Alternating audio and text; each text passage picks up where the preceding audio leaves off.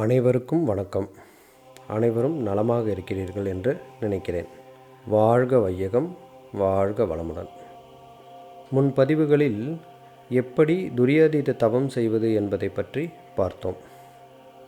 அந்த தவத்தில் உயர்ந்து சமாதி நிலையை எப்படி அடைவது என்பதை பற்றியும் பார்த்தோம். இப்படியாக நீங்கள் தொடர்ந்து பயிற்சியில் ஈடுபட்டு வரும் பொழுது அந்த பயிற்சியில் சில சமயம் அசௌகரியம் ஏற்படுவதற்கு வாய்ப்புகள் உள்ளது. ஏனென்றால் இந்த உடலுக்கு மிக உயர்ந்த தவ ஆற்றலை தாங்கும் அளவிற்கு சக்தி இல்லாததாகையால் அந்த தவசக்தி நம் தலையில் மையம் கொள்வதனால் தலையில் பாரம் ஏற்பட அது ஒரு காரணமாக உள்ளது. அப்படி ஆற்றலின் தன்மை அதிகமாகும் போது அந்த ஆற்றலை எப்படி குண்டலினி சக்தியை உயர்த்துவதற்காக பயன்படுத்தலாம் என்றும் அதை தொடர்ந்து எப்படி முக்தி நிலையை அடைவது என்பதை பற்றியும் இந்த பதிவில் பார்ப்போம். எப்பொழுதெல்லாம் நீங்கள் தவத்தின் மூலமாக தலைபாரத்தை அனுபவிக்கிறீர்களோ அப்பொழுதெல்லாம் அந்த ஆற்றலை நீங்கள் மூலாதாரத்திற்கு கொண்டு வந்து சேர்த்தல் வேண்டும். நாம் சமாதியில் சிவ அம்சத்தை அடைந்த பின்னர் அந்த சிவ அம்சத்தை மூலாதாரத்திற்கு கொண்டு வருவதால் குண்டலினி சக்தி விழிப்பு நிலை பெற்று சிவசக்தி ஐக்கியம் மூலாதாரத்திலேயே நடைபெறுகிறது. இதை சிறிது விலாவாரியாக பார்ப்போம். அதாவது முதலில் தலைபாரம் ஏற்பட்டு தவநிலையில் நிலைத்து பயிற்சி செய்ய இயலாத நிலை ஏற்படும்போது நீங்கள் ஆக்கினி சக்கரத்திலிருந்து சிவத்தன்மையோடு கீழே மூலாதாரத்திற்கு இறங்கும்போது மூலாதாரத்திற்கு மேல் உள்ள நமது சுவாதிஷ்டான சக்கரத்திற்கு அருகில் இருக்கும் கருமைய பதிவுகளின் சிற்றறிவு நமது சித்தத்தில் அதிகப்படியான எண்ணங்களை வெளியிட்டு நமது தவத்தினை கலைக்க பார்க்கும். ஆனால் அந்த சிவத்தின் தன்மையால் கருமைய பதிவுகளில் இருக்கும் சிற்றறிவு அழிக்கப்பட்டு மெய்யறிவு என்ற சிவநிலை பொருத்தப்படும். இப்படித்தான் சிற்றறிவு என்ற மனித தலை வெட்டப்பட்டு பேரறிவு என்ற யானைத்தலை பொருத்தப்பட்ட கதை வந்தது. இங்கு யானைத்தலை என்பது பேரறிவை குறிப்பதாகும். அந்த பேரறிவு மிகவும் நுண்ணிய நிலைக்கு செல்லும் தன்மையுடையதாக இருக்கிறது. மிகவும் நுண்ணிய நிலைக்கு செல்லும் ஆற்றலை பெற்றதால் அந்த நுண்ணறிவை இங்கு எலி என்று சொல்கிறோம். இப்படித்தான் நுண்ணறிவை பேரறிவு தன்னுடைய வாகனமாக வைத்துள்ளது என்ற தத்துவம் பிறக்கிறது. இதன் விளைவாகவே அனிமா சித்தி ஏற்படுகிறது. இந்த சித்தியின் மூலமாகவே அந்த பேரறிவு அணுவிற்குள் இருக்கும் சிவசக்தியை வலம் வர முடிகிறது. இந்த வலம் வரும் நிகழ்வு எதை குறிக்கிறது என்றால் பேரறிவினால் அணுமையத்தில் இருக்கும் சிவசக்தியை ஒருமை நிலையில் அறியும் தன்மையை குறிக்கிறது. அப்படி பேரறிவானது அணுமையத்தை வலம் வருவதனால் ஞானப்பழத்தை பெறுகிறது. இங்கு ஞானப்பழம் என்பது எதை குறிக்கிறது என்றால் அந்த பேரறிவின் திறனை குறிக்கிறது.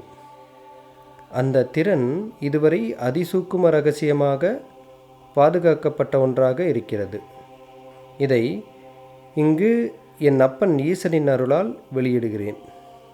அந்த ஞானப்பழமானது எண்ணம், சொல், செயல் என்ற 3 நிலையும் ஒருமைப்பட்ட நிலையாகும். இங்கு எண்ணம் என்பது வெளியின் அலைத்தன்மையை குறிக்கிறது. சொல் என்பது அதிர்வலைகளை குறிக்கிறது. இந்த அதிர்வலைகள் என்பது வெளியில் இருக்கும் நுண்ணலைகள் நுண் அதிர்வலைகளாக மாற்றமடைந்த நிலையாகும். செயல் என்பது நுண் அதிர்வலைகளின் அடர்த்தியாகும். இந்த 3 நிலைகளையும் ஒருமைப்படுத்தி ஈசன் என்ற வெட்டவெளி பிரபஞ்சத்தின் மூல சக்தியான பராசக்தியின் மூலமாக பரமாணுக்களை படைக்கிறார். இதனையே ஞானப்பழம் பெறுவது என கூறப்படுகிறது. இந்த நிலையை அடைந்தவர் ஈசனின் தன்மையை அடைகிறார். அவருக்கு இச்சை, கிரியை, ஞானம் இந்த 3ஐயும் ஒருமைப்படுத்தி செயலாற்ற முடியும். இந்த பேரறிவை நாம் பெறுவதினால் நாம் அடுத்த கட்டத்திற்கு உயர்வோம். அடுத்த கட்டத்திற்கு சென்றவுடன் அங்கு பேரறிவை பெற்றதன் பின்பும் கருமையத்தில் ஒரே ஒரு பதிவு மட்டும் சீக்கிரத்தில் அழியாமல் மிகவும் சக்தியுடையதாக இருக்கும். அந்த பதிவானது காம இச்சையாகும். ஏனென்றால் அது தொடர்ந்து பரிணாமத்தில் பயணித்து வந்ததினால் அதன் வலிமை கூடுதலாக இருக்கும்.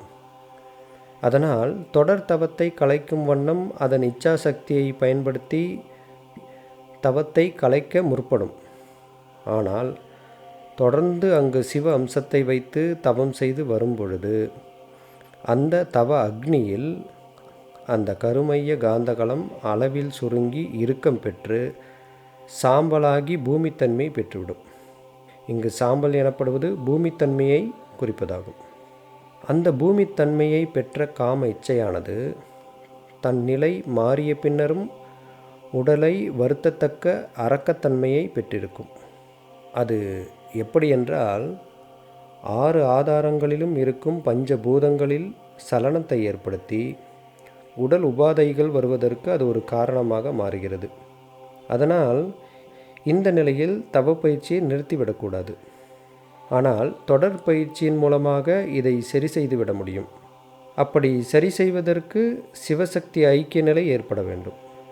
ஆகையால் தவத்தில் ஈடுபட்டு கவனத்தால் சிவத்தன்மையை சக்தியுடன் இணைந்த நிலையிலேயே கவனத்தை வைத்து தவம் செய்ய வேண்டும். அப்படி தொடர்ந்து தவம் செய்யும்போது சிவசக்தி ஐக்கியமாகிவிடும்.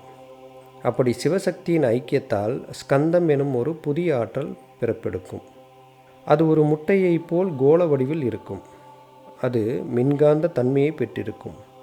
அந்த ஸ்கந்தம் எனும் ஆற்றல் பூமித்தன்மையாக மாற்றமடைந்த நுண்துகள்களை தன் காந்தகளத்தில் இழுத்து அதன் ஒரு பகுதியாக மாற்றிவிடும். அதாவது ஸ்கந்த ஆற்றலாகவே மாற்றிவிடும். பின்பு அந்த ஸ்கந்த ஆற்றல் 5 ஆதாரங்களின் வழியாக மேலே ஏறி சென்று ஆக்கினை சக்கரத்தில் சென்று நின்றுவிடும். அப்படி நின்றாலும் கூட அதன் ஆற்றல் கீழே மூலாதாரத்தில் இருக்கும் குண்டலினி சக்தியுடன் இணைந்து இருக்கும். இதையே நாம் முருகப்பெருமானுடைய வேலாக குறிப்பிடுகிறோம். இந்த ஸ்கந்த ஆற்றலானது எப்பொழுது மூலாதாரத்திலிருந்து ஆக்கினை சக்கரத்தில் வந்து நிற்கிறதோ அப்பொழுது மூளை பகுதியை தன் கட்டுப்பாட்டிற்கு கொண்டு வந்துவிடும். அதனால் மனம் என்ற நிலையில் இருக்கும் சித்தம் அதனுடன் இணைந்துவிடும். இப்படியாக ஸ்கந்த ஆற்றல் 6 ஆதாரங்களிலும் சென்று நெற்றிப்பொட்டில் ஆக்கினை சக்கரத்தில் நிற்கும். பின்னர் மூலாதாரம் நாடி நரம்புகளின் முடிவான முடிச்சுகள் இருக்கும் இடமாக இருப்பதினால் அந்த நாடி நரம்புகளின் மூலமாக நாம் பெற்ற ஸ்கந்த தவ ஆற்றல் உடலால் உரியப்பட்டு 7 தாதுக்களுக்கும் காந்த சக்தியாக சென்று தாதுக்களின் தன்மையை சுத்திகரித்து சக்தி ஊட்டும். அப்படி மூலாதாரத்தில் சிவசக்தி ஐக்கியமாவதன் மூலமாக ஸ்கந்தம் எனும் மின்காந்தம் பிறக்கிறது. இந்த மின்காந்தத்தை நாம் நம் ஆக்கினியில் தவம் செய்வதன் மூலமாக கூட உற்பத்தி செய்ய முடியும். என்ன வித்தியாசம் என்றால், ஆக்கினியில் தவம் செய்யும்போது குண்டலினி சக்தி ஆக்கினியில் வந்து சிவத்துடன் ஐக்கியப்படும்போது இந்த ஸ்கந்தம் எனும் மின்காந்த சக்தி ஆக்கினியில் பிறக்கிறது.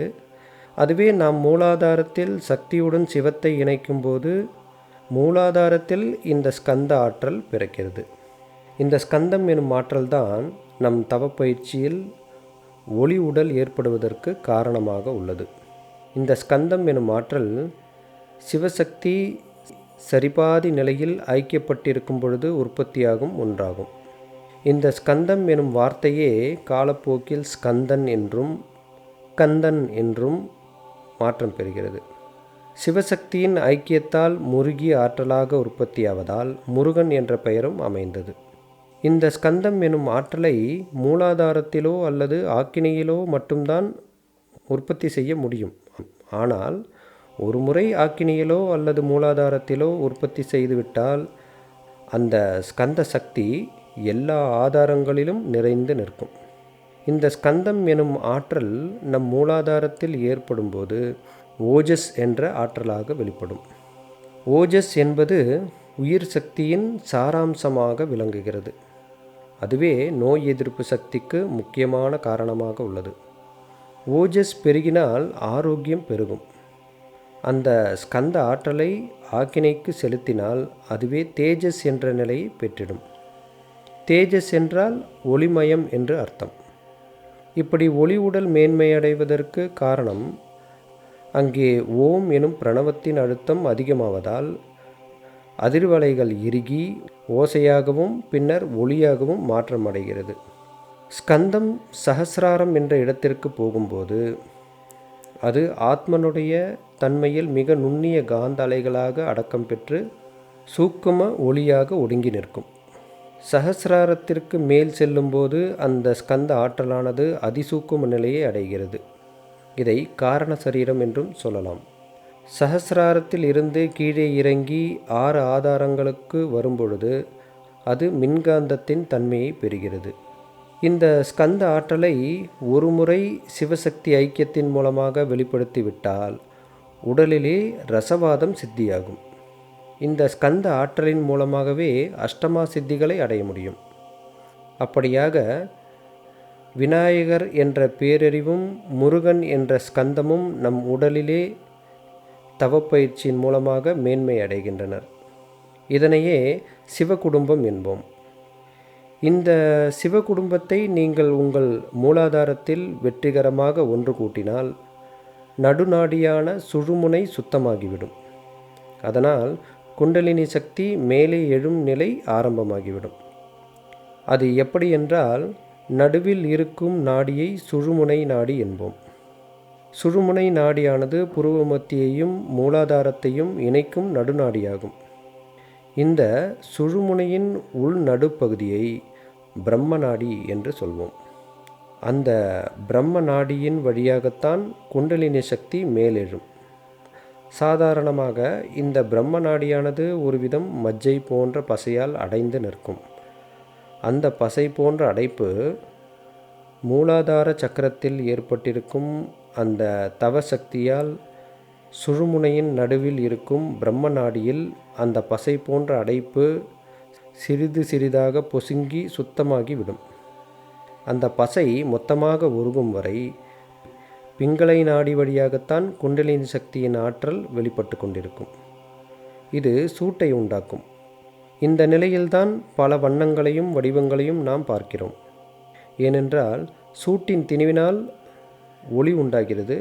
அந்த சூக்கும ஒளியில்தான் வடிவங்களும் வண்ணங்களும் மனம் என்ற காந்த கலவையால் உற்பத்தியாகிறது. முழுவதுமாக பிரம்ம நாடியில் இருக்கும் பசை போன்ற தன்மை பொசுங்கிவிட்டால் பிரம்ம நாடியின் அடிப்பகுதியில் இருக்கும் பிரம்மத்வாரம் வரை திறந்துவிடும். பின்னர் அதன் வழியே குண்டலினி சக்தியின் அதிர்வலைகள் மேலெழும்பி சுழுமுனை என்ற நெற்றி பொட்டை வந்தடையும்.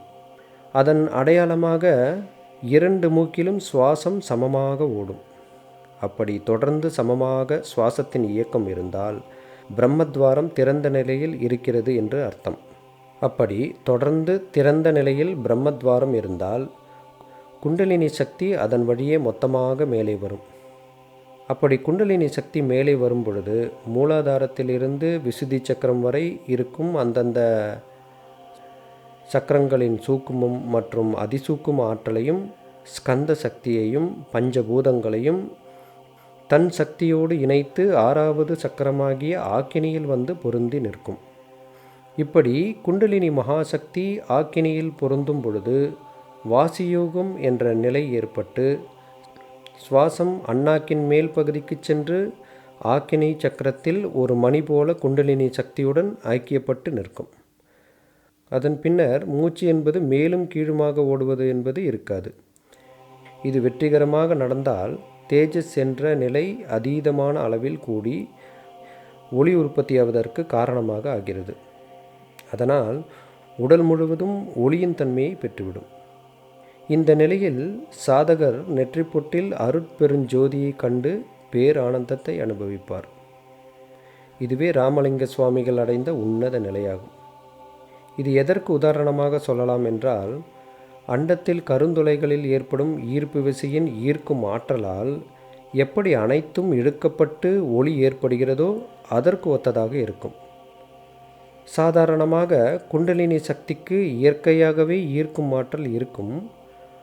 அதனால்தான் கருமையம் என்பது மூலாதாரத்திற்கு அருகாமையில் உள்ளது. அதன் மூலமாக எண்ணங்கள் கிரகிக்கப்பட்டு காந்த பதிவுகளாக மாற்றம் பெறுகிறது. அதுவே குண்டலினி மகாசக்தி நெற்றிப்பொட்டிற்கு வரும்போது இந்த கிரகிக்கும் திறன் அதீதமாக ஏற்படுவதால் இந்த ஒளிநிலை ஏற்படுகிறது. இதுவே முக்தி நிலை எனப்படும். இந்த நிலையை வெகு சிலரே இந்த பூமியில் அடைந்துள்ளனர்.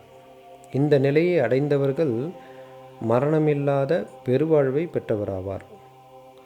அப்படி ஆற்றலின் தன்மை தலையில் அதிக பாரத்தை ஏற்படுத்தும் போது அந்த ஆற்றலை எப்படி குண்டலினி சக்தியை உயர்த்துவதற்காக பயன்படுத்தலாம் என்பதை பற்றி பார்த்தோம்.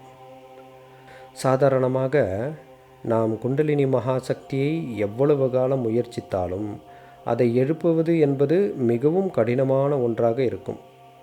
ஆனால் சிவத்தின் உதவியோடு சிவ அம்சத்தை மூலாதாரத்திற்கு கொண்டு செல்வதனால் குண்டலினி சக்தியானது ஒரு பௌர்ணமி நிலவை போல் தன் முழு நிலையில் விழித்து எழுகிறது. இந்த பயிற்சி சிறிது கடினமாக தோன்றினாலும் தொடர்ந்து முயற்சி செய்து வந்தால் இதில் வெற்றி அடையலாம். நாம் எந்த அளவுக்கு துரியாதீத தவத்தில் தேர்ச்சி பெறுகிறோமோ அந்த அளவுக்கு சமாதி நிலை மேன்மை அடையும். அப்படி சமாதி நிலையில் குறைந்தது 3 மணி நேரமாவது உங்களால் இருக்க முடியும் என்றால் அந்த சமாதி நிலையிலிருந்து எப்படி மனதினை அந்த ஆழ்ந்த நிலையிலிருந்து விழிப்பு நிலைக்கு கொண்டு வருவது என்பதையும் நன்றாக கற்ற பின்னர்தான் முக்தி நிலைக்கு முயற்சி செய்ய வேண்டும். அதனால்தான் துரியாதீத பயிற்சியில் உயர வேண்டும் என்பதனை மிக முக்கியமாக குறிப்பிடுகிறேன். ஏனென்றால் துரியாதீத தவம் செய்யும் பொழுது உங்களது மனம் சதாசிவ நிலையிலிருந்து ஆக்கினை சக்கரத்திற்கு வருகிறது. அதனால் ஆழ்ந்த நிலையில் இருந்த மனது விழிப்பு நிலைக்கு வருகிறது. துரியாதீத தவ பயிற்சியின் ஆரம்ப நிலையில் நாம் ஆக்கினையில் தவத்தை தொடங்குவோம். அப்படி ஆக்கினை சக்கரத்திலிருந்து துரியத்திற்கு போவதற்கு முன், அதாவது நம் உச்சந்தலைக்கு நம் நினைவை கொண்டு செல்வதற்கு முன் ஒரு எண்ணத்தை சங்கல்பமாக நினைக்க வேண்டும். அந்த சங்கல்பம் என்னவென்றால், அருட்பேராற்றலின் கருணையினால் நான் ஆக்கினையிலோ துரியத்திலோ துரியாதீதத்திலோ எந்த நிலையில் சமாதி அடைந்தாலும் 3 மணி நேரத்திற்கு பின் தவம் கலைந்திட அருளுக என்று 3 முறை சங்கல்பம் இட வேண்டும்.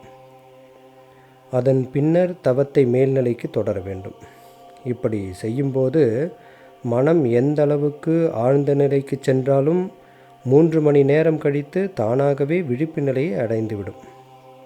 இப்படி தொடர்ந்து செய்து வருவதனால் உங்களால் அந்த ஆழ்ந்த நிலைக்கு நினைத்தவுடன் செல்லவும் முடியும், அந்த ஆழ்ந்த நிலையிலிருந்து விழிப்பு நிலைக்கு வரவும் முடியும். ஆகையால் தொடர்ந்து துரியாதீத தவம் செய்து அதன் பின் 3 மணி நேரம் சமாதி என்ற நிலையை அடைந்து அந்த சமாதி நிலையிலிருந்து எளிதில் வெளிவருவதற்கு பழகிய பின்னர் இந்த முக்தி நிலை பயிற்சியை தொடர்ந்து செய்து வரும்போது முக்தி நிலை என்பது பயிற்சியாலும் முயற்சியாலும் சாத்தியப்படும் ஒன்றாக அமைகிறது. இதுபோன்று அடுத்த காணொளி பதிவுகளில் இன்னும் நிறைய பயனுள்ள தகவல்களை உங்களுடன் பகிர்ந்து கொள்கிறேன். அதுவரை உங்களிடமிருந்து நன்றி கூறி விடைபெறுகிறேன். நன்றி, வணக்கம்.